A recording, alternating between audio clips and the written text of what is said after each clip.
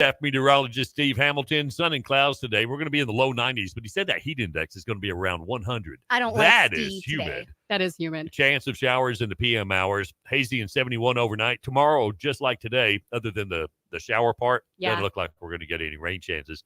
But they come back on Friday all the way through the Labor Day weekend and into the start of next week. You can't rule out thunderstorms on this. Yeah, I'm okay with that. Mid to upper 80s. But I was looking at the future cast next Tuesday. Yeah. They're talking about the high being 78. How about that? That is awesome. I hope they're not lying to me. Yeah. It's 73 right now. Is it? That seems warmer than that. I got 75. See? Okay.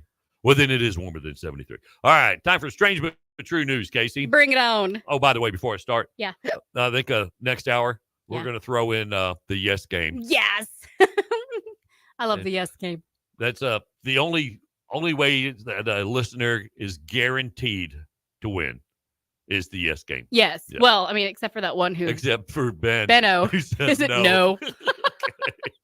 All right. Strange but true news. O.J. Simpson lives on in the form of jewelry containing his ashes. If you're interested, Casey. Wait, they're selling it? Selling his ashes. Malcolm, that's O.J.'s longtime lawyer and now executor of his estate. Yeah.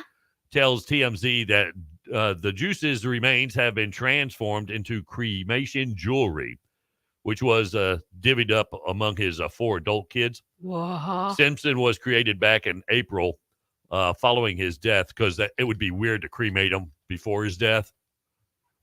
So they had to wait till he died. Dang. Out of Wow. courtesy. Wow. Out of courtesy. And we're told his kids signed off on having their father's ashes turned into assortment of jewelry. As executor, Malcolm also has to provide written consent to the process. Now, he didn't want to say exactly what kind of jewelry pieces the kids got, but typically it's necklaces or bracelets with a miniature urn as pendants. I've seen those. They're pretty. Yeah? Yeah. I kind of think it's kind of weird. But it is weird if you're buying somebody else's, you're not even you don't know them. Somebody else's ashes. Yeah. Well, everybody knows OJ. Malcolm said he did not get any of the jewelry. He just wasn't interested. Okay. And it's all being shared among the kids. So what's this type of process cost? A lot. Ask? Well, Malcolm says the final cost was over $4,200, which included the cost of cremation, the jewelry, and death certificates.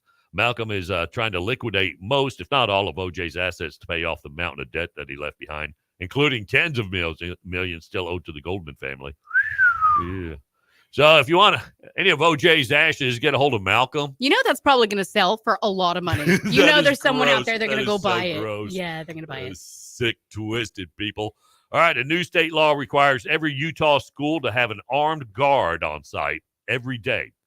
The goal is to protect against school threats, of course, but several districts are struggling to find volunteers willing to respond with lethal force. What? Why would they not? If it's a kid, yeah, I don't know any red-blooded American that wouldn't use lethal force to protect a kid. Right? No, yeah. That's kind of weird. And there are concerns about who these school guardians will be. Now, among many other things, the law clearly states that the guards can't be teachers or principals, and they can't be assigned the job. They must volunteer to do it. Now, the guards will respond with lethal force in the event of a school threat. The requirements already make it daunting for school districts to comply with the law. With more than 1,200 schools in Utah, administrators need a lot of guards. Yeah. And they have to be volunteers. One more factor adds to that challenge. The pay for taking on the most serious responsibility. Yes. They'll be compensated with a one-time $500 stipend. Wait. What? One time, $500. And like a year? That's it. No, wow. Just one time. Administrators agree there are only a few people already on staff who might be qualified to fill the role, such as the custodian or the school secretary.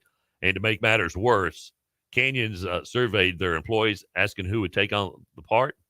3/4 said no thanks. In each county, it's the sheriff's department's responsibility to train the volunteers.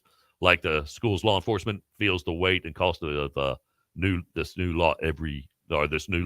Every district has until the end of the year to come up with their safety plans, including staffing the guards in their schools. I thought they were doing that everywhere now, like everywhere. Well, it's a law now in Utah. Oh, so not here. No, there's many around here that do. Protect the kids. Yeah. But to make it to where they have to be volunteers and only pay them $500 to do that. Yeah. It's for a job like that and the protection and the, no. An Australian. Maybe a week. A week. A week. There you go. There you go. An Australian surgeon allegedly let his teenage daughter drill a hole in a patient's skull. What?